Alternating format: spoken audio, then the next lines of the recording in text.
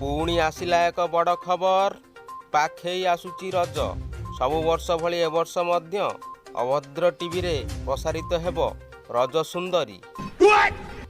एही प्रतियोगिता रे भाग नेबाकू चातक भली चाहि बसिछंती प्रतियोगी माने। मो पाटी अखाडु आले सोदी विशेष सूत्ररू जना पड़िछि जे प्रतियोगी माने निज निज घरे चकुली पिठा करी पिठारे थिबा कणा गणिबारे व्यस्त अछंती। पाळना आउ किछि प्रतियोगी समुद्र मझिरे कौन अछि बुड़ी बुड़ी खोजी चलीछंती। आहुरी अनेक प्रतियोगी माने बारवाटी स्टाडियम रो मुंडी किए मारिथिले जानिबा पई दिन राति एक करी जीके बही पढ़ुछंती। गला थर भली एथर मध्य विचारक आसन रे बसिबे ज्योति संबित एवं रिया।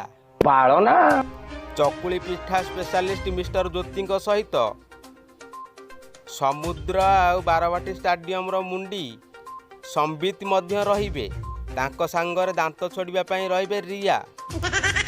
एथर विशेष सूत्ररू जना पड़िछि प्रश्न रहिबो केते पानी देले बाईगण तरकारी रे बाईगण बुड़ीबो आउ भात केते दिन रहिला परे ताकू हांडिया तैयारी करा जाए।